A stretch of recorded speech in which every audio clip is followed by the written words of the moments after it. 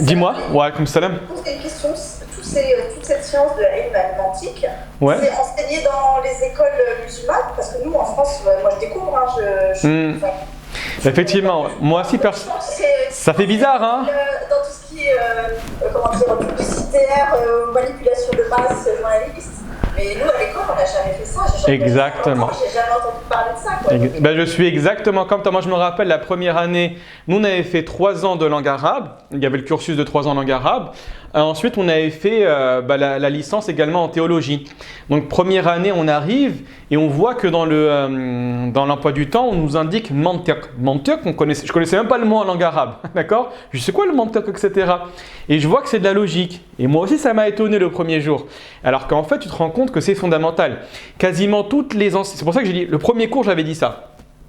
Quasiment toutes les universités à travers le monde enseignent le mantiq, sauf les universités actuellement qu'on va retrouver principalement en Arabie Saoudite, où le mantiq est considéré comme une calamité ou comme une interdiction. Pourquoi? Parce que c'est basé principalement sur un avis qui va être propulsé par Ibn Taymiyyah, mais aussi par l'imam al-Nawawi, par l'imam al-Suyuti, par l'imam Ibn Salih, celui qui va écrire un livre fondamental dans le Mustalah al-Hadith, qui vont considérer que le mantiq est problématique. Pourquoi? Parce qu'il va être mêlé avec la philosophie des Grecs. On a expliqué la dernière fois que ce ne sont pas les musulmans qui ont créé la logique. Les musulmans ont pris la logique telle qu'elle, principalement sous l'Empire abbasside, et ensuite ils l'ont travaillée telle qu'elle. D'accord? Et donc quand tu voyais les exemples, il y avait des exemples qui étaient liés à l'association, qui étaient liés en fait tout simplement à des questions liées au kufr, liées au polythéisme, etc. Donc, ils se sont dit, attendez, on va prendre cette science-là, et en regardant cette science, ils se sont rendus compte que ça a amené un certain nombre de personnes au détour de la religion, d'accord, à l'abandon de la religion. Et donc ces savants-là, donc principalement les 3 que j'ai mentionnés, les 3 premiers, Suyuti, Nawawi et Ibn Salih, n'ont pas étudié le mantiq, et donc ils vont critiquer le mantiq sans forcément l'avoir étudier. Celui qui va l'étudier en profondeur, c'est Ibn Taymiyyah. Vous avez dit qu'Ibn Taymiyyah a 2 principaux livres dans le mantiq. Le premier, le plus important, c'est Dar at-Ta'arud bayna al-Aql wa al-Naql, à savoir le fait de repousser la contradiction entre la raison et le texte. C'est un livre fondamental dans le mantiq où il va critiquer la position des logiciens aristotéliciens. Et d'un autre côté, c'est dans Majmou' al-Fatawa ar-Radd 'ala al-Mantiqiyyin, à savoir la réponse contre les logiciens, où il va également apporter son point de vue sur la question de mantiq. Donc c'est pour ça que malheureusement aujourd'hui, ceux qui ont le plus d'aura dans le monde musulman en termes de transmission du savoir, c'est principalement l'école wahhabite qu'on retrouve en Arabie Saoudite. C'est indéniable, d'accord? C'est indéniable. On connaît très peu de savants syriens, on connaît très peu de savants du Maghreb, on connaît très peu de savants indonésiens, on connaît très peu de savants indiens.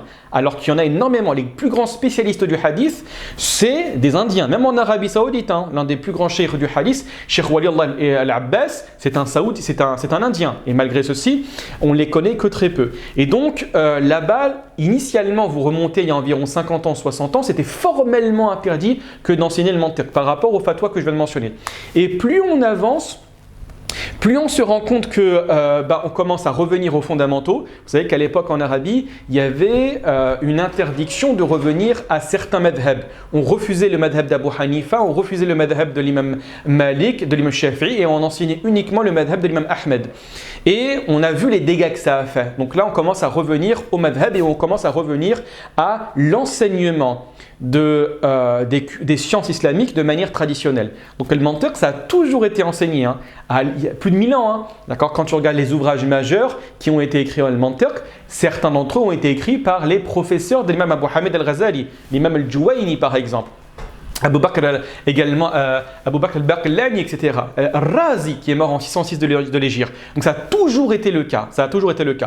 Donc c'est pour ça qu'on dit qu'il faut revenir aux bases. Et la deuxième des choses, c'est qu'aujourd'hui le raisonnement que l'on retrouve est un raisonnement logique.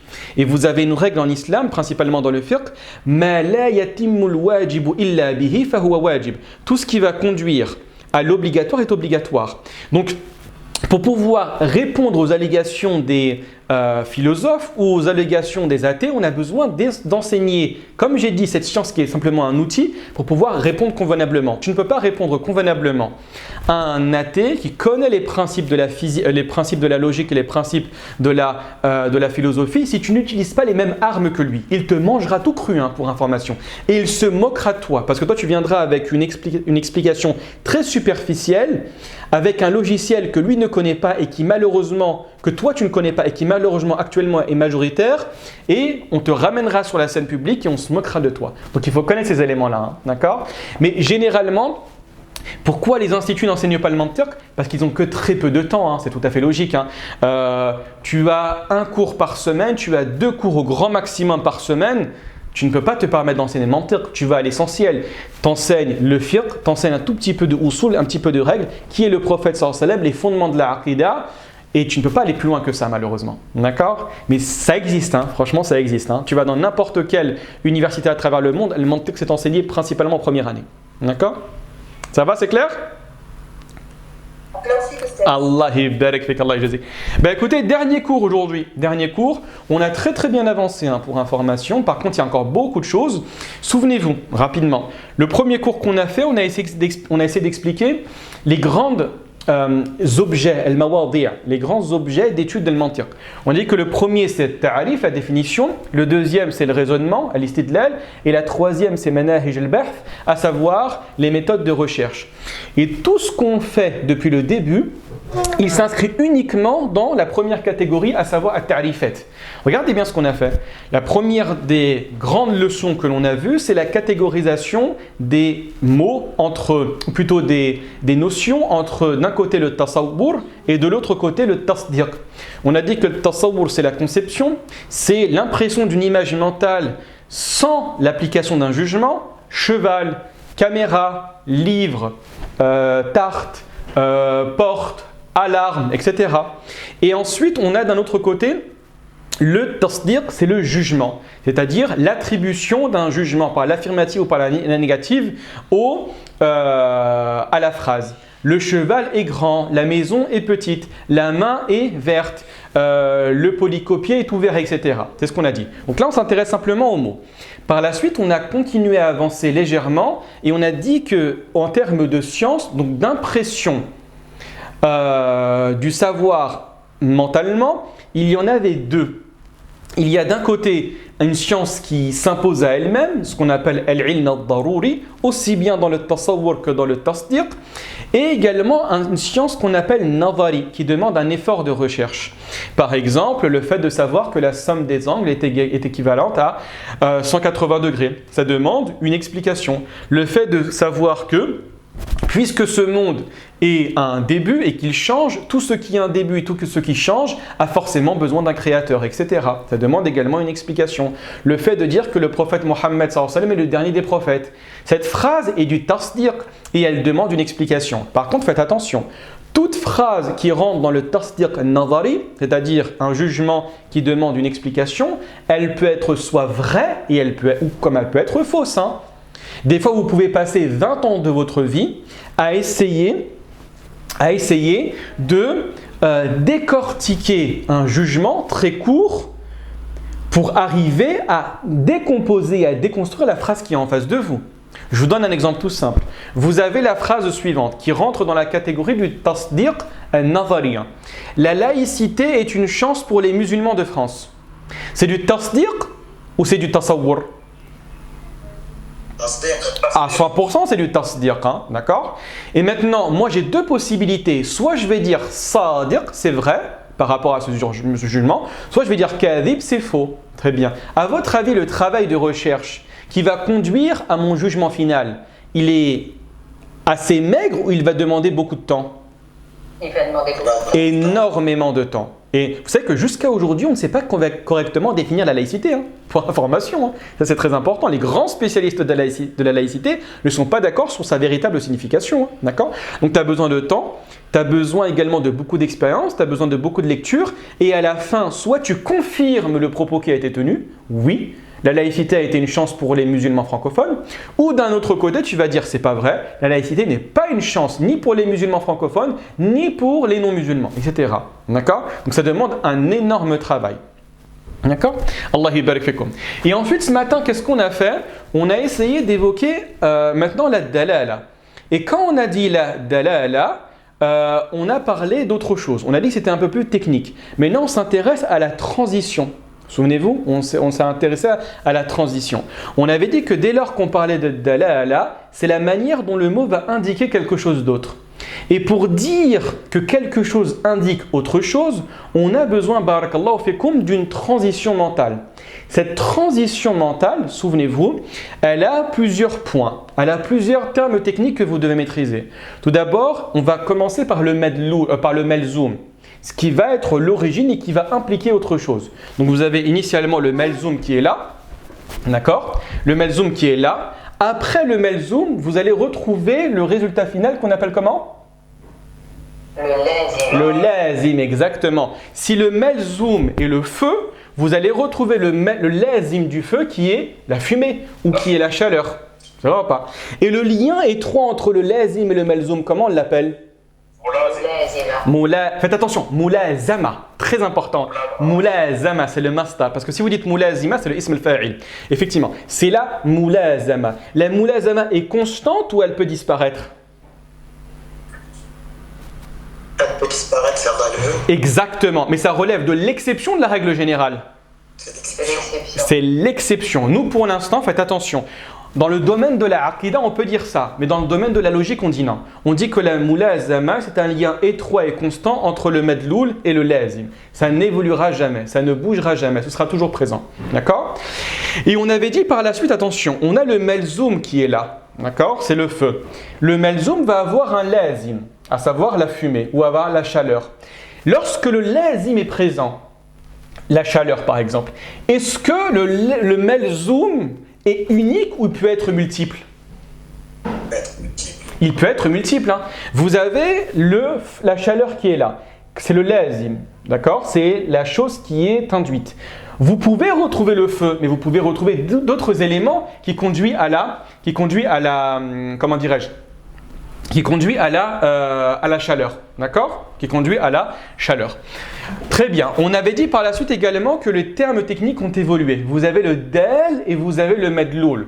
Le del, c'est ce qui montre. Le madloul, c'est ce qui est montré. C'est le signifiant et le signifié. Donc le del, c'est également le melzoum. Et le madloul, c'est le lazim, d'accord? Vous avez, par exemple, ce matin, on a parlé de la fièvre. Et quand on a parlé de la fièvre, qu'est-ce que c'est? La fièvre, c'est le del, hein, c'est qu'est-ce qui indique? Elle indique quoi? Quelque chose qui est présent, à savoir la maladie. D'accord? Donc le del, c'est également le melzoum. Et entre le del et le madlou, il y a également la moulazama.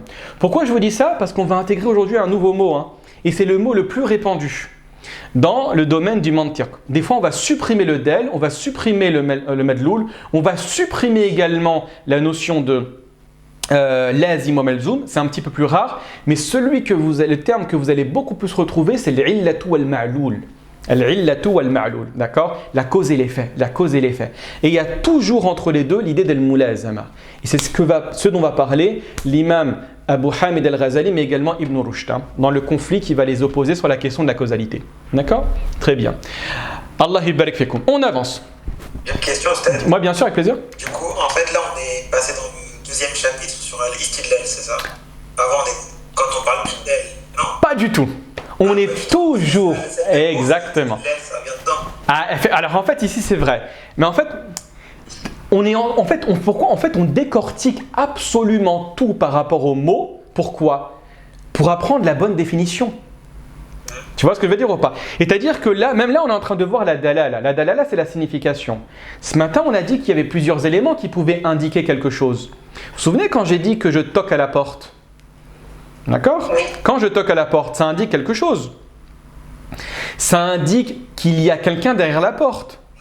Même, ça indique l'existence de quelqu'un. D'accord? Mais cette dalala, vous allez voir qu'on va l'étudier aujourd'hui, mais on ne l'utilise pas dans le mantiq. Quand on définit quelque chose, c'est quoi qu'on utilise principalement? Quand je veux définir, j'utilise quoi? Définition. La définition, mais c'est quoi la définition? C'est un composé de quoi? C'est un mot. C'est un mot, bien évidemment. Donc la dalala, que l'on va uniquement utiliser dans le domaine du mantiq, c'est tout ce qui est basé sur des mots. Tout ce qui va être utilisé en termes rationnels, c'est mis de côté. Tout ce qui va être utilisé en termes de nature, ça va être mis de côté. Tout ce qui va être utilisé en termes de dessin, ça va être mis de côté. Tout ce qui va être utilisé en termes de signes, ceci a un dalala ou pas? Est-ce que ça a une signification, ceci? Oui, effectivement, c'est un son. Mais est-ce que dans la définition logique, on l'utilise? Non. On ne l'utilise pas. D'accord? On ne l'utilise pas. D'accord? Donc en fait, qu'est-ce qu'on fait? On décortique au maximum tout ce qui est en lien avec le mot. On va arriver à une solution finale qui est ad-dalala al-wad'iyya al-lafdhiyya, qu'on va également décortiquer en 3 catégories. Ad-dalala al-iltizamiyya, ad-dalala at-tatabuqiyya wa ad-dalala at-tadammuniyya. Et après, on va encore prendre ad-dalalatul wad'iyya al-lafdhiyya, vous inquiétez pas, je vais expliquer, qu'on va décortiquer en plusieurs catégories et à la fin, on arrive à la définition pour être le plus précis possible en termes de clarté. D'accord? Donc pour l'instant, on n'est vraiment que dans le ta'rif. Mais tu as raison, bien évidemment, que quand on bascule dans l'istidlal, à savoir dans le raisonnement, on va bien évidemment utiliser l'idée de la causalité. Bien évidemment. En fait, on va apprendre simplement, c'est ce qu'on appelle en arabe al-hay'a. Regarde bien, quand tu parles de la définition, quand tu fais une recette, Allah yabarak fik Mahdi, tu as besoin de 2 choses. Quand tu veux faire une recette, tu as besoin de quoi et quoi? Les ingrédients. Les ingrédients et quoi encore? Les instructions. Exactement. Donc tu as besoin de la recette, la méthodologie, de l'enchaînement et tu as besoin de bons aliments. Imagine que tu suis la recette à la perfection. D'accord, il y a Joël Robuchon qui est juste à côté de toi. Bon, il est mort, il est juste à côté de toi et t'explique. Par contre, tous les aliments du début jusqu'à la fin sont avariés. Est-ce que ça donnera quelque chose de bon? Non. Exactement. Deuxième des choses, tu vas à Métro, tu achètes les meilleurs ingrédients. D'accord? Le meilleur poulet, la meilleure sauce, la meilleure huile. Tu sors avec une facture de 800 € pour un repas de 2 personnes. Je raconte n'importe quoi, vous avez compris. Très bien. Mais ensuite, à la maison, tu dis, moi, je m'en fiche de la recette. Je fais comme moi, je veux. Ce sera bon, ce sera pas bon?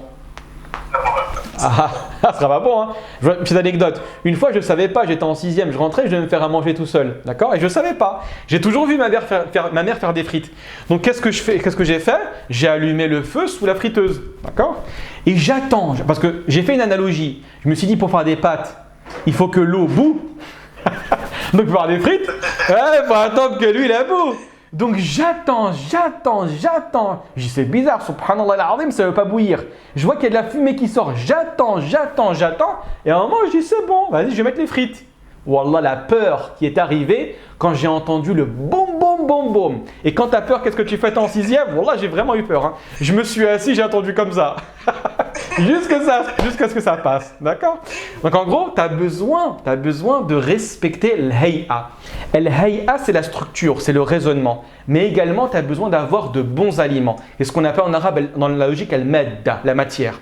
Donc pour avoir un bon raisonnement, tu dois avoir et les bonnes matières, donc les bonnes ta'rifat, les bons mots, mais également la bonne structure.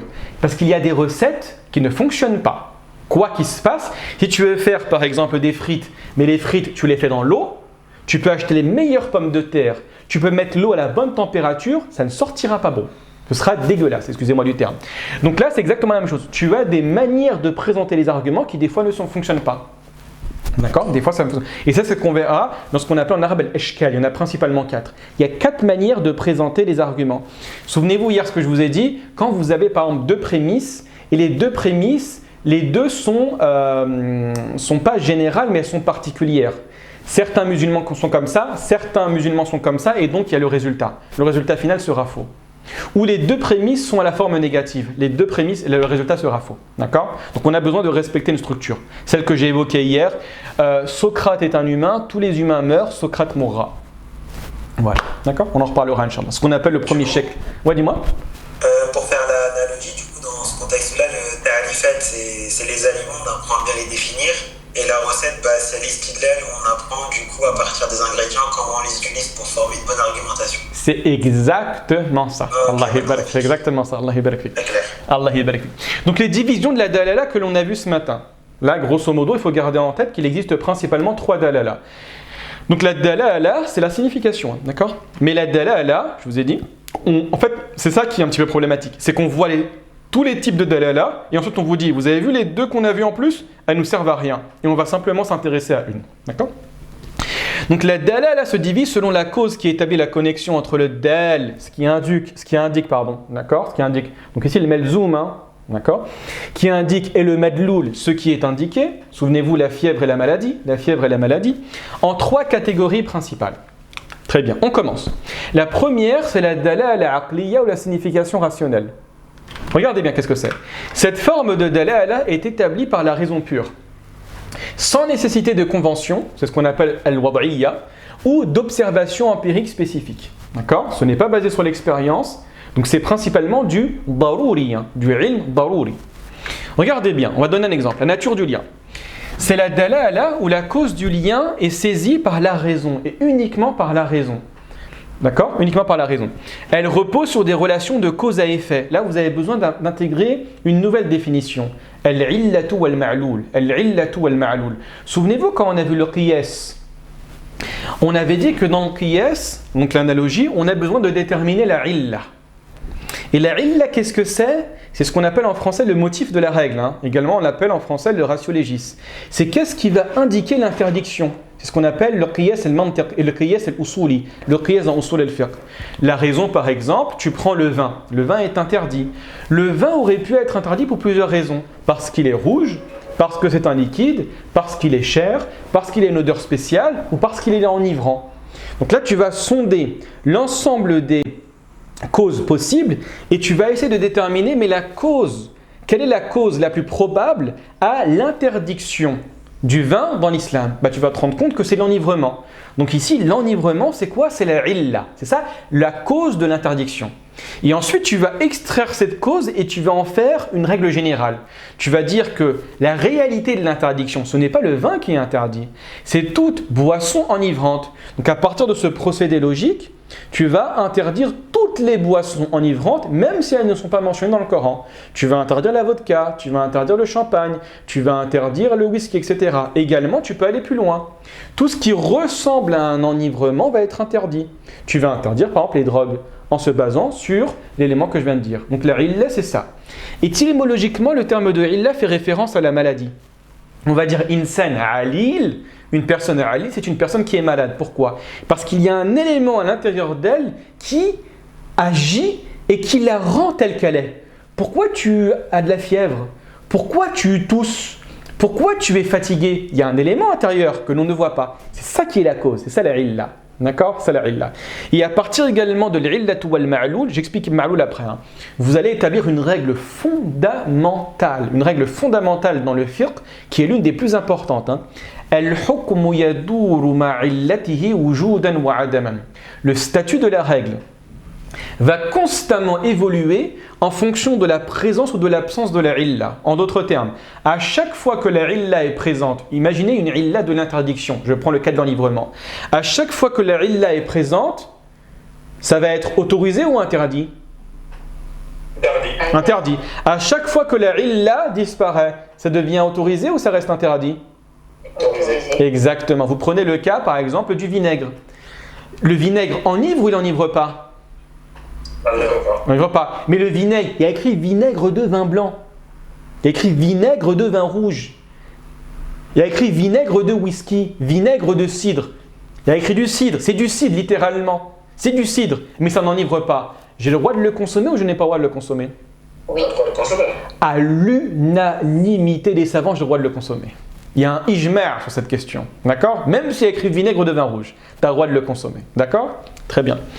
Donc c'est ça l'illa. Al-ma'loul, c'est l'effet. Al-ma'loul, c'est l'effet. Si la illa, c'est la maladie, al-ma'loul, c'est quoi? C'est la personne qui est malade. C'est la fièvre. C'est la personne qui est... En fait, c'est les symptômes de la maladie. D'accord? C'est les symptômes de la maladie. D'accord? Al-ma'loul, c'est l'effet. D'accord? Si l'illa, c'est la gifle, le ma'loul, c'est quoi? C'est le mal. C'est la douleur, exactement. Le mal, exactement. Allah yabarak fikum. Ça va pour ça ou pas? Vous avez compris? Donc l'illatu wal ma'loul. On va dire pour chaque illa, il y a un ma'loul. Et pour chaque ma'loul, forcément, tu dois revenir à la illa. Ça va? Vous avez compris le lien? Oui. Le lien entre les deux, comment on l'appelle? Qui est constant et étroit. On l'a dit tout à l'heure. La mulazama. Exactement, la mulazama. Et c'est celle-là, pour information, qui est extrêmement difficile. Extrêmement difficile à établir. C'est quoi la réalité? Je vous promets, je vous jure que ce n'est pas une question facile. Vous avez une illa et vous avez un ma'loul. Vous avez une cause et vous avez un effet. D'accord? C'est quoi? Comment tu arrives convenablement à définir le lien entre les deux? C'est quoi en fait le lien entre les deux? Ça a fait couler Sans beau. l'un, l'autre n'existe pas. Comment? Tu peux répéter Algia, pardon? Sans l'un, l'autre n'existe pas. Exactement. Mais regarde bien. Il y a numéro 1, numéro 2, le lien, tu vois le petit trait, le tiret qu'on trouve entre les deux? Oui. Ça pourrait être le numéro 3. Oui. C'est quoi le numéro 3? Comment le définir? Comment l'expliquer? C'est quoi la cause entre les deux? Les savants divergent beaucoup. Les savants divergent beaucoup sur cette question-là.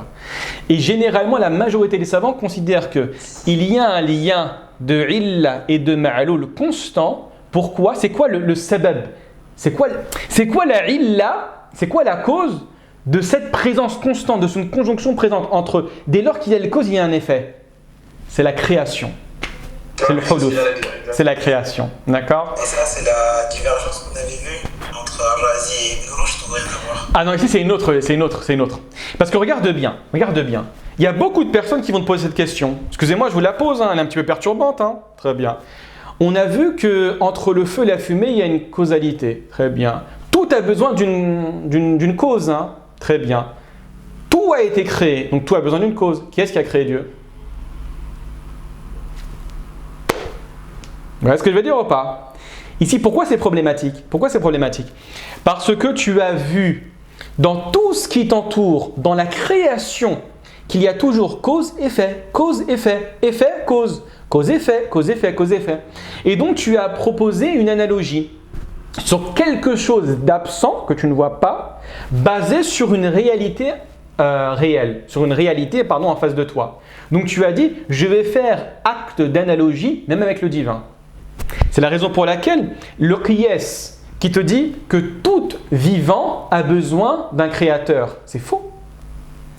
C'est tout être créé a besoin d'un créateur, mais Dieu n'est pas créé, donc Dieu n'a pas besoin de créateur. Ça va? C'est assez clair ou pas trop? Oui. Ça va? Allah yabarak fikum. D'accord? Donc chaque fois que la illa existe, le ma'loul existe nécessairement. Ça c'est une règle d'or, et c'est une règle logique. C'est l'une des règles les plus importantes dans la logique. Vous vous souvenez, on l'avait vu dans l'impossibilité de la régression causale à l'infini. En fait, c'est ça qu'on expliquait. Tu vois un chaînon qui est attaché à un autre chaînon, qui est attaché à un autre chaînon, qui est attaché à un autre chaînon, etc. La raison refuse de dire que ça arrive jusqu'à l'infini. Il y a forcément le moteur immobile, comme disait Platon. D'accord? Le moteur immobile. Il y a forcément un début qui n'a pas de début. D'accord? Une origine qui est la cause de tout, mais qui n'a pas d'origine. Forcément. Sinon, tu vas dire qui a créé Dieu? Et ensuite, tu vas te dire qui a créé le créateur de Dieu? Et ensuite, qui a créé le créateur du créateur de Dieu? Et ensuite jusqu'à l'infini. Et c'est pas possible. Pourquoi? Parce qu'il n'y aurait aucune sélection qui aurait été faite. Aucun choix qui a été fait. Si constamment tu remontes la décision au niveau supérieur, est-ce que la décision sera prise? Non. Je vais réexpliquer. Je sais que c'est pas très clair. Regardez bien. Vous avez ce papier qui est juste en face de moi. D'accord? Il y a un enfant qui vient me voir, il me dit Mounir, est-ce que tu veux me passer le papier? Je dis pas de souci. Par contre, à la condition que mon supérieur soit d'accord. Donc je vais demander à mon supérieur. Mon supérieur va dire à la condition que mon supérieur soit d'accord. Et ce jusqu'à l'infini. Il en résulte quoi? Le papier ne sera jamais donné. Exactement. Le papier ne sera jamais donné. Pas possible.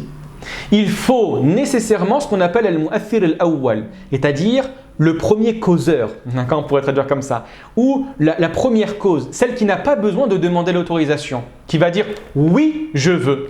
Donc ensuite, imaginez qu'il y a un aller-retour. Il y a le premier qui dit oui, je veux, qui va retransmettre l'information en sens inverse. Ah, super, c'est bon, tu as l'autorisation? Très bien, je te donne. Nous, c'est la même chose. Nous sommes des créatures. Il y a forcément quelqu'un qui a pris la décision que l'on soit là. et qui ne demande l'autorisation à personne, parce que c'est lui l'alpha et l'oméga, c'est lui l'origine de tout, donc c'est Dieu. Ça va pour ça ou pas? La dernière fois, je vous avais parlé d'un documentaire. Alors très rapidement, là je fais vraiment un petit détour parce que c'est notre dernier cours et on a besoin de comprendre ceci. Et principalement pour comprendre la supercherie de l'athéisme. Hein. Mais vraiment, vous devez comprendre ça pour comprendre à quel point on nous manipule. Hein. Wallah. Très bien. Je vous ai dit que l'un des plus grands, peut-être même le plus grand, le leader de la contestation religieuse, de l'athéisme à travers le monde, et de ce qui agace au plus haut point les athées, ce qu'on appelle le dessein intelligent. Le dessein, c'est l'objectif. Hein. D'accord ? Ce n'est pas le dessein qu'on le fait, hein. C'est l'objectif. Quel est ton dessein dans la vie? Quel est ton objectif dans la vie? Le dessein intelligent, c'est Richard Dawkins. Il a écrit pas mal de livres. Hein. Il est professeur à Oxford, spécialiste dans la théorie de l'évolution, mais également c'est un très grand biologiste qu'il faut reconnaître. Il a écrit L'horloger aveugle, il a écrit Le gène égoïste. Alors je ne sais plus si en français il a été traduit par le gène égoïste ou le gène solitaire. Etc. Donc c'est un fervent combattant de Dieu, vraiment, vraiment. Il est très très dur dans sa conception de Dieu. Très bien. Et je vous avais parlé d'un reportage, vous pouvez le retrouver sur YouTube. Il est en anglais, mais vous inquiétez pas, hein, il est traduit en français, il est sous-titré en français. Et tout à la fin du reportage, vous avez un présentateur qui a suivi différents professeurs de faculté très éminents et qui ont tous été virés. Tous étaient expulsés de l'enseignement académique, principalement aux États-Unis. Pourquoi? Parce qu'ils ont dit qu'il est possible de retrouver un dessein intelligent. Ça veut dire quoi un dessein intelligent dans la création? C'est-à-dire une volonté d'un créateur. Tout n'est pas réalisé de manière aléatoire, comme le prédit la théorie de l'évolution. Il y a un objectif, d'accord? Et on a bien évidemment des arguments, d'accord? Très bien. Et donc à la fin, il est très bien le journaliste, c'est un juif hein, pour information, il s'appelle, je ne sais plus comment il s'appelle, et il fait un lien avec la Shoah. Je vous laisse vraiment regarder le documentaire. Et à la fin, il rencontre Richard Dawkins. Et je vous promets, il faut connaître Richard Dawkins. C'est vraiment la référence ultime à travers le monde. Hein, d'accord ? Vous avez le foot, vous avez Messi, vous avez la théorie de l'évolution et vous avez l'athéisme, c'est Richard Dawkins. Tout le monde connaît Richard Dawkins, d'accord ? Très bien. Et donc, il va lui poser la question sur la question autour du dessein intelligent. Et il sait très bien, Richard Dawkins, que s'il dit oui, il dit forcément qu'il y a un Dieu. Donc, quelle est son explication? Je vous ai dit que c'est lunaire. Ce qu'il dit à la fin, c'est lunaire. Je suis resté vraiment abasourdi par ce que j'ai entendu. Il dit non, en fait, on a une possible explication. Pour expliquer en fait la complexité de la molécule, la complexité de la cellule. Vous savez que quand vous faites des cours de biologie, c'est extrêmement impressionnant. La complexité de la cellule, la complexité de la vie tout simplement. D'accord ? Et du corps humain bien évidemment, de manière beaucoup plus large. Il dit en fait, on a une explication pour cette complexité. C'est qu'on pense, il est fort possible qu'une civilisation très avancée soit présente dans l'univers et un jour soit venue sur Terre et sur Terre a posé le début de la civilisation humaine et que tout d'un coup elle a quitté le monde et elle est partie, on n'a plus aucune idée d'où elle est. Alors là c'est fort hein. Tout ça pour dire… Je vous jure qu'il a dit ça. Ah, je vous jure qu'il a dit ça. Je suis vraiment resté choqué. C'est-à-dire qu'en fait, le problème, il est où? Il n'est pas d'ordre scientifique, hein. Il n'est pas d'ordre logique. Hein. Le problème, fondamentalement, est psychologique. Il ne veut pas croire au Dieu de la Bible. Vous allez voir qu'au début de l'intervention, ce qu'il va dire, il va dire que je refuse de croire au Dieu de la Bible, au Dieu vengeur, au Dieu extrémiste. Et c'est vrai, le Dieu de la Bible, quand tu le regardes, c'est pas le Dieu des musulmans, hein, bien évidemment. Il y a beaucoup d'anthropomorphisme, etc. Mais pour vous dire à quel point, quand tu repousses l'athée dans ses pires retranchements, il va te sortir des bêtises, comme il a dit, tout ça pour ne pas dire Dieu. Vous voyez ce que je veux dire ou pas?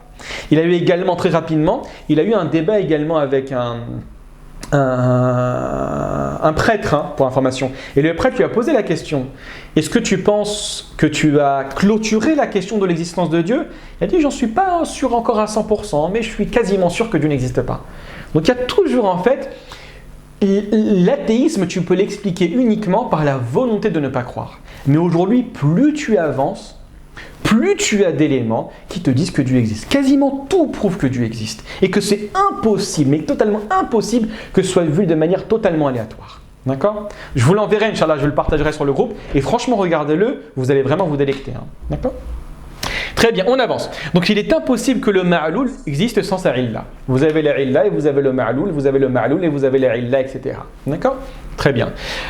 Et pour information, les athées répondent à cet argument-là. Hein. Mais il est stupide leur argumentation. Hein. Franchement, c'est pas, sans me moquer d'eux. Hein. Ils vous disent oui, mais en fait, tu n'as jamais tout essayé. Donc il est possible qu'il y ait quelque chose dans l'univers qui n'ait pas de illa et de ma'loul. Donc comme on ne sait pas, on ne parle pas. Ouais, d'accord, très bien. D'accord. Très bien. Exemple concret. Lorsqu'une personne voit le feu, qui est la illa, son esprit se déplace vers la chaleur. D'accord? La raison établit que l'existence du feu est la cause, la illa, et la chaleur est le ma'loul. Donc il y a forcément ce lien entre les deux. Et c'est exactement comme vous avez dit tout à l'heure, c'est le grand conflit entre Abu Hamid al-Ghazali et Ibn Rushd. D'accord? Est-ce que la illa est obligatoire ou elle est simplement le fruit de la volonté divine, directe ou indirecte? Le débat tourne ici. D'accord? Très bien, on avance. Alors, rôle de l'intellect, cette dalala est qualifiée de rationnelle. On appelle ça ad-dalala al-aqliya. On la voit aujourd'hui, ensuite on ne la verra plus jamais. Hein. Précisément parce que c'est l'intellect qui établit la connexion nécessaire entre les deux éléments. Tu n'en as pas besoin dans le domaine du mantiq, dans le domaine de la définition. Après, tu en auras besoin dans le domaine de ce qu'on appelle l'istidlal ou le raisonnement. Très bien, on avance. Regardez bien. Donc, c'est clair pour la dalala al-aqliya. Hein. Oui. D'accord. C'est quelque chose, c'est un raisonnement qui se fait par la voix, par le toucher ou uniquement par la raison? Par la raison. Uniquement par la raison, hein, effectivement. Donc tu comprends quelque chose uniquement par la raison. C'est l'exemple qu'on a donné tout à l'heure. Tu toques à la porte, ta tête, ta raison te dit qu'il y a quelqu'un derrière la porte. D'accord? Très bien, on avance. Ensuite, tu as ce qu'on appelle ad-dalala. Alors, des fois, on l'appelle ad-dalala al-tabi'iyya, des fois, on l'appelle ad-dalala al-taba'iyya. D'accord? Ça relève à la signification de naturel, en fait, lié à la création. Vous allez voir, c'est très facile. Question, oui, dis-moi, bien sûr. Par rapport au point précédent sur ad-dalala al-aqliya, c'est un peu comme si on disait c'est ad-daruri, parce qu'elle vient de nature, non? J'ai pas compris, pardon. La dalala al-aqliya.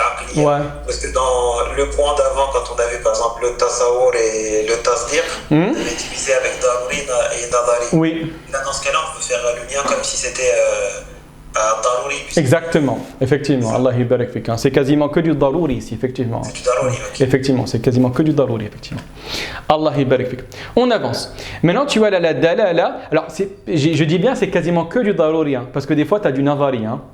Uniquement du nadari. Quand par exemple je te dis que tout ce qui bouge est créé et tout ce créé a besoin d'un créateur. Ici la dalala qu'on utilise c'est que la raison. Hein. D'accord, c'est que la raison. D'accord.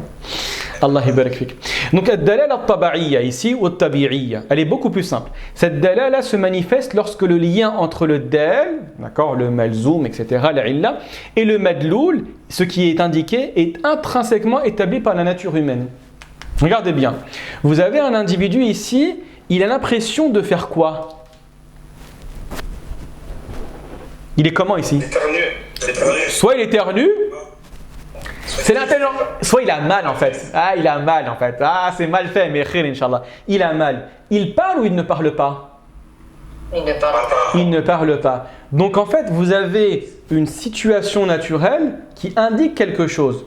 Il y a une transmission d'informations en voyant cette image ou il n'y a aucune transmission? Si.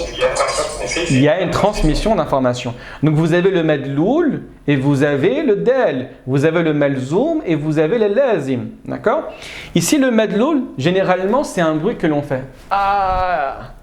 Ça vous donne quelle information? Que tu as mal. Que tu as mal. D'accord? Donc le malzoum, c'est le bruit ah. Le lazim, c'est la douleur. Également, une personne qui va rougir. La couleur que l'on voit sur son visage, est-ce qu'elle indique un élément intérieur? Oui. Exactement, bah, la pudeur ou la honte, hein, tout simplement. Donc on va comprendre quelque chose, non pas à travers. C'est pas la raison qui décrète cela. Hein. Ce n'est pas la raison, hein. C'est uniquement notre habitude de voir ces différents éléments. Un enfant de 3 ans ne comprendra pas ceci s'il n'a jamais été confronté à cela. D'accord? Par contre, vous allez retrouver d'autres personnes, parce qu'ils ont l'habitude de les voir, ils vont comprendre ceci. Très bien. Regardez bien. Donc cette dalala se manifeste lorsque le lien entre le dal, ce qui est indique, et le madloul, ce qui est indiqué, est intrinsèquement établi par la nature humaine. Le gémissement A, c'est le del. Le son A est exprimé naturellement par l'homme en situation de souffrance, servant de signe audible. C'est un indicateur.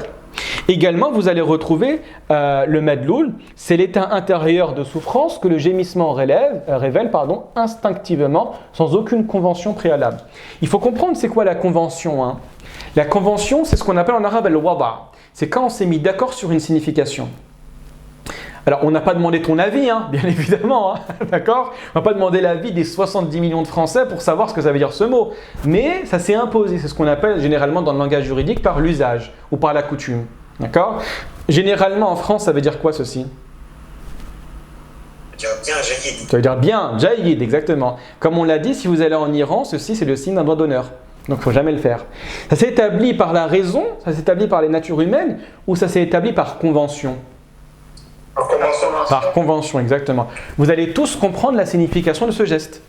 Vous allez tous comprendre, d'accord ? Vous allez tous comprendre qu'il est formellement interdit en France de faire ça. C'est vrai ou pas ? Vous pouvez faire ça au travail, vous rentrez à 8h du matin à la machine à café et vous faites comme ça tout le monde. Ah, ce sera problématique, hein ? D'accord ? Ce sera vraiment problématique. Pourquoi ? Parce qu'il y a une convention qui s'est installée. Ça renvoie à un épisode tragique de l'humanité. D'accord ? Donc ça, c'est ce qu'on verra juste après. C'est dalal al-wad'iyya. Ici, on fait uniquement référence à la nature humaine. Donc tout ce qui découle de la nature humaine. Regardez bien notre exemple. Vous avez... je ne l'ai pas mentionné ? Ah, bon, khir, Inch'Allah, je ne l'ai pas mentionné. Un individu qui bouge beaucoup. Ça indique quoi ? Il est anxieux, effectivement. Ça indique un stress, ça indique une inquiétude. Hein. La larme qui coule, ça indique quoi ? Le stress ou la peur, etc. D'accord ? Donc tout ceci ne relève uniquement que de la dalal al-taba'iyya. On l'utilise dans le mantiq ou on ne l'utilise pas ? On ne l'utilise pas. Vous savez pourquoi on ne l'utilise pas ? C'est pourquoi ? Parce que c'est un aliment qui est avarié. Parce que, est-ce que réellement, regarde bien, imagine tu vas dans le Larousse, stress, 2 points, homme qui bouge.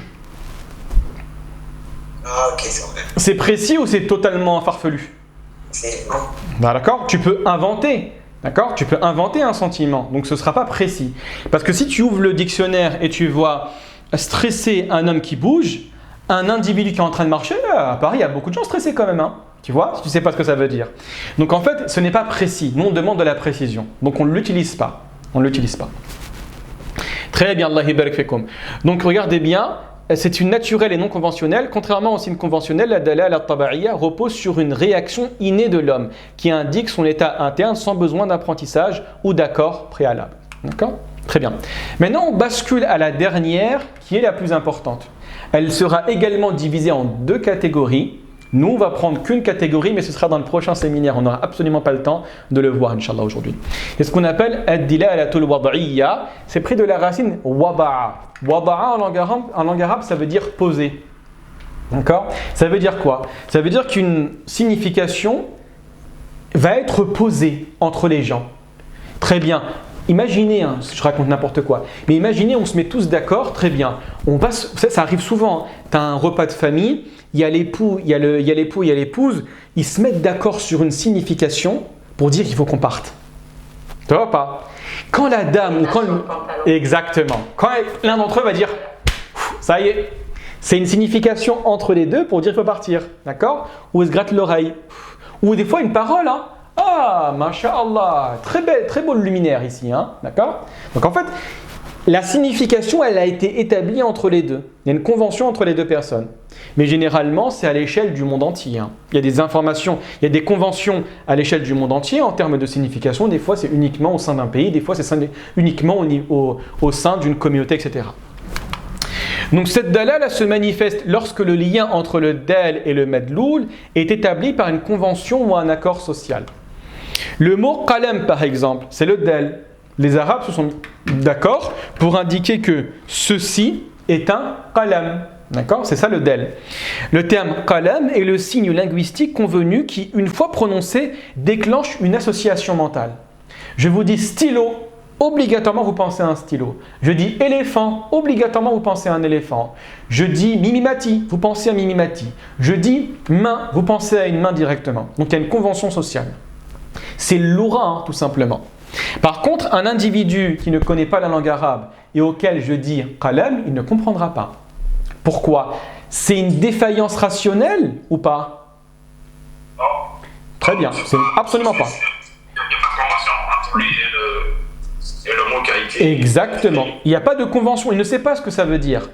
D'accord? Alors que tu prends un individu au Népal, un autre en Ouzbékistan, le troisième en Irlande et le quatrième en Tanzanie, les quatre, quand ils vont entendre un bruit derrière la porte, ils vont comprendre qu'il y a quelqu'un. Pourquoi? Parce que c'est une dalala comment?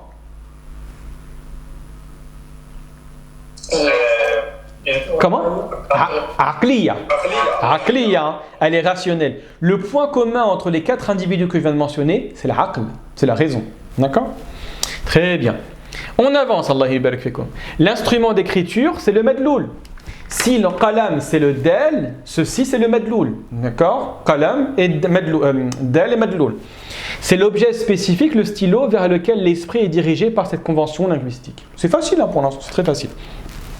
Donc, essence de la convention, si une personne ne connaissant pas l'arabe en tant qu'alam, elle ne fera pas de le lien avec le stylo. Cela prouve que cette dalala est entièrement basée sur un accord humain préalable.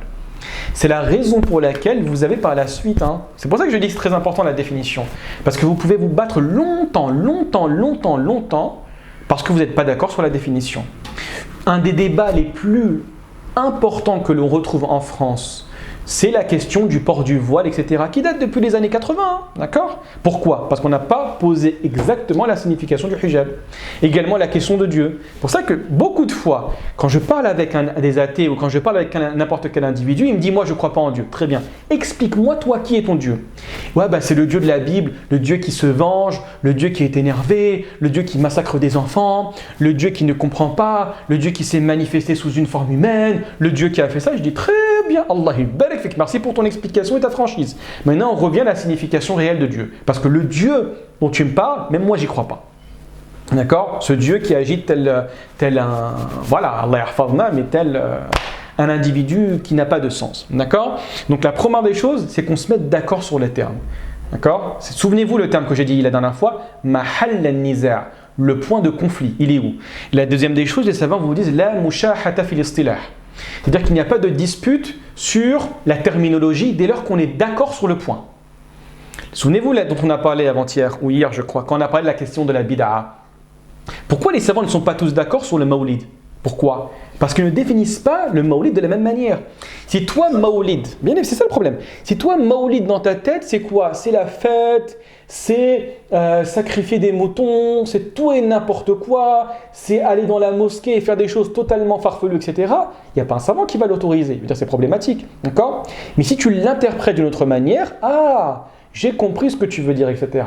D'accord? Malheureusement, des fois, les débats tourne autour du pot sans la définition. Définis avant tout ce que tu dis. Définis avant tout. C'est long, c'est fastidieux. Et malheureusement, des fois, les gens n'aiment pas ceci. Les gens aiment bien le clash. Quand on élève la voix, quand on insulte, des fois quand on passe à la violence. Alors que les réels débats, généralement, ils sont réalisés à huis clos. On prend le temps, on prend un petit déjeuner, on discute, etc. On se met d'accord sur la définition. Dès qu'on est d'accord sur un point, alhamdoulilah, on le note. Allez, bismillah, on avance. Et généralement, il n'y aura pas de débat par la suite. Généralement, il n'y a pas de débat parce qu'on est tous d'accord, on a la même raison. Mais des fois, il y a de la mauvaise foi. Très bien, on avance, Allah yabarak fikum. Sous-division complémentaire, on est pratiquement arrivé de la fin, de la dalala. Alors rapidement, souvenez-vous, pour l'instant, on a vu combien de dalala? Combien de significations? On en a vu 3. La aqliya, rationnelle, al-taba'iyya ou al-tabi'iyya, signification naturelle, et la dalala al-wad'iyya, conventionnelle. Celle qui nous intéresse dans le mantiq, c'est laquelle? C'est la dernière. C'est la dernière, ad-dalala al-wad'iyya. Et ça, vous allez le voir, Inch'Allah, on va le voir, usul al-fiqh, on va le voir en détail. C'est vraiment un de mes objectifs, c'est de revoir usul al-fiqh en détail avec vous, Inch'Allah. Et quand on voit usul al-fiqh, l'une des premières questions qu'on voit, c'est celle-là. C'est la signification du mot. Dilalatul alfaz, mais principalement, c'est 3 grands champs. Il y a la dilala al-wad'iyya, il y a la dilala al-isti'maliyya, et il y a la dalala ou l'urfiyya, et il y a la dalala al-hamliya. D'accord, on en reparlera, Inch'Allah ta'ala, mais c'est extrêmement important pour comprendre la question du sens propre et du sens figuré. D'accord. Donc au-delà des catégories rationnelles, naturelles et conventionnelles, aqliya, taba'iyya et wad'iyya, la dalala peut être affinée par des sous-classifications supplémentaires. C'est uniquement pour vos informations personnelles.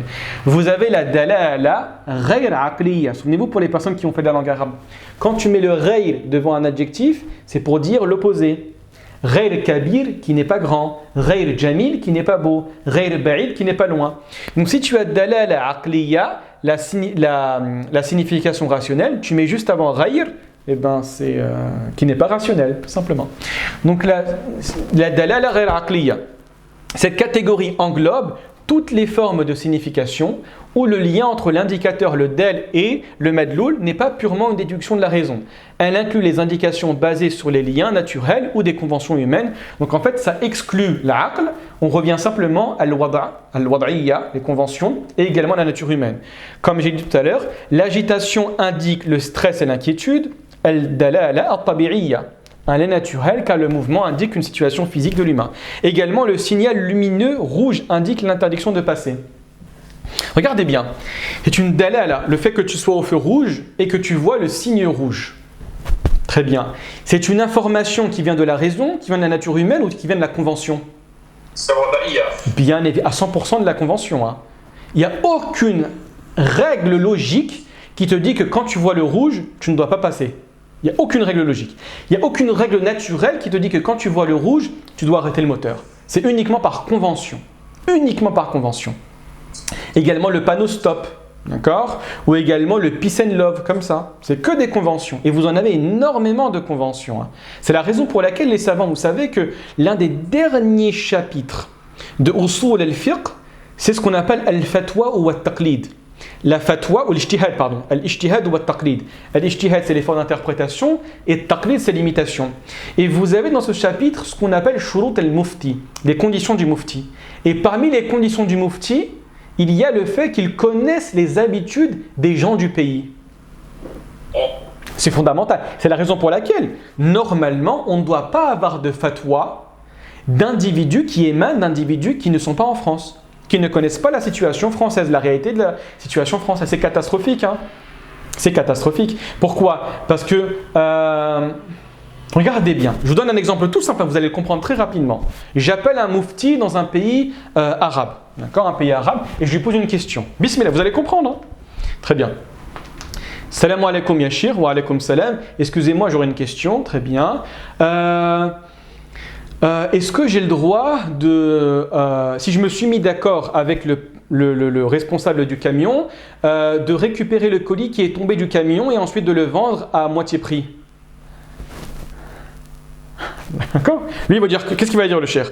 Très bien. Si tu t'es mis d'accord avec le propriétaire du camion, très bien, tu as le droit de racheter et de le vendre à moitié prix. Ça veut dire quoi, là, une marchandise qui est tombée du camion? Elle a été volée. Bien évidemment. Hein. Bien évidemment. Donc lui, en fait, il va penser que c'est une réelle formulation.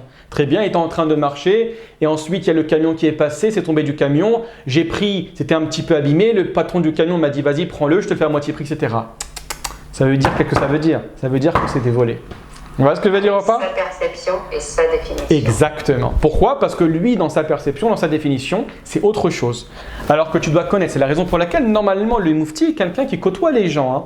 D'accord? Exactement comme en France, le juge. Le juge doit être un individu qui côtoie les gens, qui parle, connaît les us et les coutumes. D'accord? Tu ne vas pas prendre même s'il est francophone, mais un juge qui a toujours vécu au Canada, tu l'envoies en France. Ça ne marche pas, hein. Même s'il est français. Hein. Mais ce sera très problématique. Hein. Ce sera très problématique. D'accord? Allah ibarak fikum. On avance. On arrive à la fin là. Donc au-delà des catégories rationnelles, très bien on a mentionné, vous avez ici ad-dalala ghayr al-lafdhiyya. C'est celle-là qui est importante et qu'on va également exclure du mantiq. Al-lafdh, c'est la parole. D'accord? Donc ghayr al-lafdhiyya qui ne parle pas, où il n'y a pas de son, où il n'y a pas de vocabulaire. Cette subdivision regroupe toutes les formes de communication et d'indication qui ne reposent pas sur des mots, qu'ils soient parlés ou écrits. Elle est cruciale pour comprendre les interactions humaines et techniques au-delà du langage. Les gestes, un hochement de tête pour dire oui, d'accord? Par exemple, et ça on l'utilise dans le fiqh, hein, très bien, il y a une cérémonie de mariage. Je suis par exemple la personne qui va faire le mariage. Il y a ici le marié et là il y a le wali, le représentant de la femme. Très bien. Allez, je fais la muqaddima, etc. Et ensuite je dis à Ahmed, demande la main de, je sais pas moi, de Karima. Allez, demande la main de Karima. Ahmed va dire, Ali, est-ce que tu m'accordes la main de Karima? D'accord? Et lui va regarder comme ça, il va nous regarder et faire comme ça. Ça passe ou ça passe pas? Ça passe pas. Ça passe pas. Hein. Il est obligé de répondre. Sauf bien évidemment s'il est muet, hein, mais il n'a pas le droit. Là, je suis obligé d'intervenir. Je dis, Cheikh Ali, Allah barak fik. Oui ou non? Tu vois? Et là, il va dire, oui, j'accepte. Au point où même dans le madhab de l'imam Shafi'i, tu es obligé de le faire en langue arabe. D'accord? Naam qabilt. Parce qu'il considère que ça rentre dans le domaine de l'ibadat. Pourquoi? Parce que tu ne sais pas ce que ça veut dire. Pour lui, oui, le comme ça, en fait, ça veut dire tu verras. Vous m'avez forcé, hein? Vous m'avez forcé, moi je veux pas. Vous m'avez forcé, hein? D'accord? Et en fait, ça ne veut pas dire oui. D'accord? On ne sait pas. Hein? Un signe de la main pour saluer. D'accord? C'est aussi. Il n'y a personne qui va s'énerver si on fait ça. Hein? Il n'y a personne qui va s'énerver si on fait ça. Les signaux électriques également. Un voyant allumé sur un tableau de bord indique un problème. Tendalala également. Ici, dalala wad'iyya. Hein? Mais par contre, elle est ghayr lafdhiyya. Donc on ne la prend pas en considération dans le domaine du mantiq. Les symboles visuels, un panneau stop ou un icône sur un écran, etc. Donc tout ça pour vous dire quoi? Je reviens vraiment et on s'arrête là. Vous avez la dalala qui est fondamentale. C'est la transmission d'une information. Très bien. Elle est de trois catégories. Soit elle est aqliya, uniquement basée sur la raison. Toc, toc, toc, il y a quelqu'un. Soit elle est basée sur la nature humaine. Ah, tu es tout rouge, tu as honte. Ou la troisième, elle est basée sur une convention. La convention, elle peut être de deux sortes. Soit des conventions écrites, des conventions qui sont basées uniquement sur la gestuelle, ou soit des conventions qui sont basées sur le verbe. On ne prend dans le domaine du mantiq uniquement la dalala al-wad'iyya al-lafdhiyya. Ad-dalala qui a une signification conventionnelle, mais qui est basée uniquement sur le verbe. Qu'il soit écrit, bien évidemment, ou parlé, hein, c'est pas grave, hein, c'est la même chose. Hein. Mais en tout cas, il faut que ce soit lafdhiyya. Et alhamdulillah rabbil alamin, on est arrivé à la fin. Donc ces classifications aident à mieux comprendre la diversité des mécanismes de la dalala en distinguant les raisons intrinsèques des signes rationnels de celles qui sont observées non rationnelles et les modes d'expression verbaux ou non verbaux.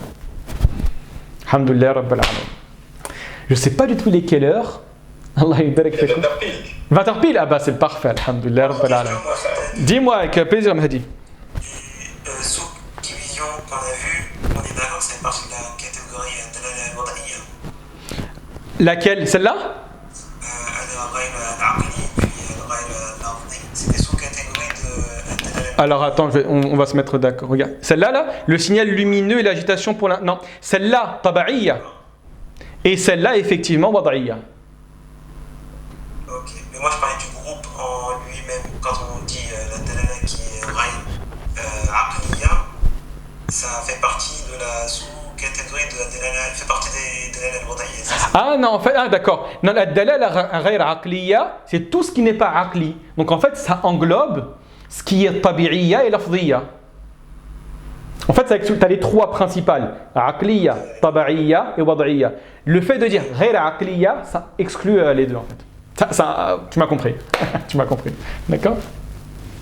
Allah yubarik fikum. Est-ce que quelqu'un d'autre a une question? Ou ça va? Oui, bien sûr, dis-moi. Tu m'entends? Ouais, c'est Shamsuddin, c'est ça, hein? Oui, c'est ça, c'est ça. Tfadal, Shamsuddin. Oui. Dans la sunna qawliya, on prend du prophète dans le taqrir, on prend ses silences. Exactement. Alors donc, ça veut dire quoi? C'est considéré comme du lafz? Ah, effectivement, parce qu'il y a une raison ici. Il y a une raison. C'est que le prophète, alayhi salatu wassalam, alors en fait, quand on inclut ad-dalala, as-sunnah taqririyya, c'est quoi pour que tout le monde comprenne? C'est en fait une catégorie de la sunna qui est basée sur l'approbation du prophète sallallahu alayhi wa sallam. Et l'approbation du prophète sallallahu alayhi wa sallam, elle est basée généralement sur un silence, c'est la première catégorie, ou bien sur un signe extérieur de satisfaction. Il va hocher la tête, il va sourire, etc. Et les compagnons, les savants en fait, on l'a accepté, et parce qu'il y a une raison précise, c'est qu'il y a un principe fondamental en tant que prophète, c'est que les prophètes ne se taisent jamais sur quelque chose qui est interdit. Tu vois ce que je veux dire ou pas? C'est ça en fait, c'est le principe. Donc en fait, le fait que en fait c'est comme ça qu'ils réfléchissent. Le prophète n'a pas le droit, il est le transmetteur du message. Le prophète, dans le contexte où il a la possibilité d'interdire ou d'autoriser ou de rendre obligatoire. Hein. C'est pour ça que la sunna taqririya, on ne l'apprend pas à la Mecque. Hein. Bah oui, le prophète sallallahu alayhi wa sallam et les compagnons étaient dans une position de faiblesse. Le prophète sallallahu alayhi wa sallam arrive à Médine, c'est là où il peut transmettre réellement la religion en termes d'orthopraxie, en termes de halal et de haram et d'actes cultuels. D'accord? Et donc, les prophètes ne se taisent jamais devant quelque chose qui est interdit. Donc, ils partent de ce principe-là.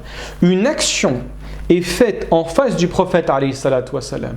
Le prophète en a conscience. Le prophète, alayhi salatu wassalam, l'a entendu. Ça rentre dans le domaine du culte. Très bien. Le prophète, sallam, la voit et il dit rien. C'est qu'il l'accepte ou il ne l'accepte pas? Il l'accepte. C'est la raison pour laquelle les savants considèrent qu'il faut une qarina, il faut un contexte, il faut un indicateur qui prouve que réellement le prophète sallallahu alayhi wa sallam en a entendu parler, il l'a vu, il l'a perçu, il l'a accepté. Mais imaginez une action qui aurait été faite et le prophète sallallahu alayhi wa sallam n'était pas au courant, ça ne rentre pas dans la catégorie de la sunna taqririya. Tu vois ce que je veux dire ou pas? Ouais. C'est clair? Donc ici, il y a une petite différence entre les deux. Hein. Il y a une petite différence entre les deux. C'est que là, on est sûr que le prophète sallam l'a voulu. Alors que là, on n'est pas sûr que la personne l'a voulu. Donc on l'accepte uniquement pour le prophète, alayhi sallam. Non, ça dépend du contexte. Regarde bien. Je vous donne un exemple. Bismillah, tu as acheté par exemple, tu es commerçant. D'accord, tu es commerçant, je ne sais pas, je te dis n'importe quoi. Hein. Tu vends des stylos, d'accord, tu vends des stylos. Tu as vendu pour 95 € de stylo. Très bien, il y a la personne qui est en face de toi, qui parle, qui est très bien, etc., qui est mashallah, etc. Elle te donne un billet de 100 €. Après, toi, bien évidemment, tu vas lui rendre les 5 €. Mais il te fait ça, il te regarde, il te fait ça. T'as compris quoi? Oui, j'ai compris qu'il accepte que je garde la monnaie. Exactement, il n'a pas parlé, il n'a absolument rien dit. Mais toi, tu l'as compris. Comment tu l'as compris? Parce que c'est le contexte qui te permet de le comprendre. Mais imagine-toi un autre individu. Tu le vois, la personne miskina, c'est un trisomique. D'accord? Il parle de manière totalement décousue. Et là, il vient exactement la même scène. Il te donne 100 €. Toi, tu veux lui rendre les 5 €. Et il te fait comme ça. Très bien. Tu es obligé de lui rendre ou pas? Oui. Tu es obligé de lui rendre. Même s'il dit non, tu es obligé de lui rendre. C'est la raison pour laquelle les savants ont considéré que tu n'as pas le droit de prendre une sadaqa d'un enfant. Un enfant qui a 5 ans, qui vient et te donne 50 € pour la mosquée. Tu as le droit de les prendre si tu fais une récolte pour la mosquée? Non. Imaginez que son père est juste à côté de lui. D'accord? Il regarde son fils. Tu as le droit de les prendre maintenant? T'as le droit. Tu as le droit. Pourquoi? Parce qu'il y a la qarina qui est juste là. Le père voit. Tu comprends que c'est le père qui a donné l'argent et qui veut la donner. Donc tout dépend de la qarina. Tout dépend de la qarina. D'accord? Ça va? En espérant avoir été assez clair, hein, Shamsuddin. Hein? D'accord? Oui, non, c'est clair, mais moi je restais dans le cadre du mantiq en fait. Comme on disait que dans le mantiq, on prend que ce qu'il a fait. En termes de définition, bien sûr. Hein. Là, on n'est pas dans le cadre du halal et du haram. Hein. On est dans le cadre de la définition. Et même ce qui n'est pas lafzi, ce qui n'est pas verbal. En fait, ça veut dire quoi? Ça veut dire les dessins. Hein. En fait, ça renvoie au dessin. Tu ne peux pas accepter en termes de définition un dessin. Tu vois ce que je veux dire ou pas? Très bien. Musulman, tu mets 2 points et tu fais la photo d'un musulman. Ça passe ou ça passe pas? Non, ça passe pas. Ça passe absolument pas. Pour information, c'est une catégorie de définition, hein, mais qui est extrêmement faible. Parce que moi, je peux voir ici un musulman, l'autre il va dire bah non, ça c'est un Tunisien. L'autre il va dire quoi? Bah c'est un homme. L'autre il va dire quoi? Bah c'est un type caucasien. Tu vois ce que je veux dire ou pas? Donc c'est pas précis. Il faut de la précision. Dans le domaine du mantiq, ce qui nous intéresse, c'est la parole. C'est ça qui définit en fait convenablement les termes. C'est clair? Allah barak fik. Est-ce que quelqu'un d'autre a une question? Dis-moi, c'est Mohamed Lamine. Moi, je n'ai pas de question en fait. Moi, c'est juste une précision. Enfin, dis-moi, avec plaisir. Je souhaiterais savoir s'il y a, pour comprendre parfaitement ce cours-là, qui a l'air un peu assez complexe. Je crois qu'on a besoin de revoir. Bien évidemment, il faut, bien sûr, bah oui. Voilà. Il faut le voir pour. Voilà. Et le livre dont tu nous as parlé, qui est en arabe, quand tu auras du temps, je vous l'envoie ce soir, Inch'Allah. Je vous l'envoie ce soir. Okay. Moi, je vais également essayer, maintenant avec l'intelligence artificielle, la traduction est beaucoup plus rapide. Hein. Alhamdulillah, Rabbil Alamin. C'est extraordinaire. Donc, je vais essayer de traduire. En fait, je ne vais pas traduire, hein, c'est l'intelligence artificielle qui va traduire, mais je vais quand même vérifier. D'accord ? Je vérifie très rapidement. Et ensuite, pour la première partie, je vous l'envoie. Et franchement, il est très bien. Vous avez beaucoup d'ouvrages sur El Mantiq, mais le petit conseil, c'est pas de prendre les ouvrages des anciens. Parce que c'est vrai, moi une fois il y avait un professeur qui nous a dit ça, il me dit ne pensez pas qu'on est beaucoup plus intelligent que des Platon et des Aristote. Hein. Avant, ils étaient beaucoup plus intelligents que nous. Hein. Et c'est totalement vrai. Hein. Alors j'en suis conscient, mais à 100%. Tu ne peux pas, on n'a pas le temps de développer, d'accord ? Mais à l'époque, l'individu sortait, il voyait, il réfléchissait, il n'était pas perturbé par des notifications, d'accord ? Aujourd'hui, généralement, ce sont même des penseurs. Il y a des très bons penseurs, bien évidemment. Mais tu as beaucoup de doctorants, tu as beaucoup de professeurs. Tu vois en fait que c'est assez maigre. Hein. C'est assez maigre comparé à des anciens où quand tu lis leur ouvrage, c'est lourd, c'est 600 pages, mais une page, ça prend du temps à la comprendre, hein, d'accord ? Donc les ouvrages des anciens, moi je ne conseille pas trop. Je conseille beaucoup plus les ouvrages des personnes contemporaines parce qu'ils écrivent pour la génération actuelle. Donc bien évidemment, je vous la donnerai, mais il faut prendre le temps. Hein. Il faut prendre le temps de lire et d'essayer de comprendre, Inch'Allah. D'accord ? Mais je vous l'enverrai ce soir, Inch'Allah. Est-ce que vous avez une autre question, Allah barik fikum ? Moi j'ai une question. Dis-moi, Mahdi, avec plaisir. Sur les dalala qui sont lafzi et ghayru lafzi, on est d'accord que c'est à l'intérieur de dalala mod'i, parce que c'est des conventions, des paroles, non ? Ça dépend. Le fait que tu vois mon visage tout rouge, c'est que j'ai honte. Et là, c'est ghayr lafzi. C'est une dalala taba'iyya. Naturelle, mais ghayr lafzi. Mais quand je fais c'est lafzi ou c'est pas lafzi ? C'est lafzi, oui. Exactement. Ça veut dire, mais par contre, ici, c'est une dalala toujours taba'iyya. D'accord ? D'accord. Donc ici, en fait, généralement, la distinction lafzi, ghayr lafzi, tu vas la retrouver dans taba'iyya et tu vas la retrouver dans le wada'iyya. D'accord ? Généralement, c'est là que ça se retrouve. Ok, bah, Allah barik fik. Est-ce que vous avez une autre question ? Ça va, ça c'est clair ? Alors, une dernière, c'est Avec plaisir. quelles sont les catégories qu'on ne prend pas dans le mantiq ? Tu les as listées quelque part ou pas ? Normalement, non, je pense pas. En fait, c'est tout simple. Retourne la situation. La seule que tu vas prendre dans le mantiq, c'est dilala al-wad'iyya, donc conventionnel, al-lafdhiyya. Mais ça, en fait, c'est le sujet du prochain cours. Hein. Mais comme on est arrivé à la fin du séminaire, ce sera pour le prochain séminaire. Parce que le prochain séminaire, on rentre vraiment dans le cœur. On va commencer à clarifier les termes. On va apprendre c'est quoi le lafz, le mot mushtarak, al-murtajal, al-khas ou al-mukhtas. On va également parler des relations entre les mots, al-tabayun, al-tatabuq. On va parler également de l'khoussous ou al-mutlaq al-wajhi, al-khoussous al-mutlaq al-aqli, en fait les différents liens entre les mots. Pour arriver à la fin, au mot qu'on utilise dans la définition. C'est quoi le jins? C'est quoi le naw'? C'est quoi également le khassa? Al-aradu al-am, al-aradu al-khass, al-fasl, etc. Et ça qui nous permet de définir convenablement la définition. Et ensuite, je suis désolé, on voit en fait les catégories de définition. Tu as la plus mince, la plus faible, jusqu'à la plus haute. C'est ce qu'on appelle les hudud. Les hudud et les rusum. On a le rasm al-tam, le rasm al-naqis, al-hadd al-tam, al-hadd al-naqis, etc. Et après, on aura fini la catégorie qui est en lien avec les définitions pour basculer à ce qui est beaucoup plus intéressant, c'est les différentes méthodes de raisonnement. D'accord ? Les bonnes et les mauvaises. D'accord ?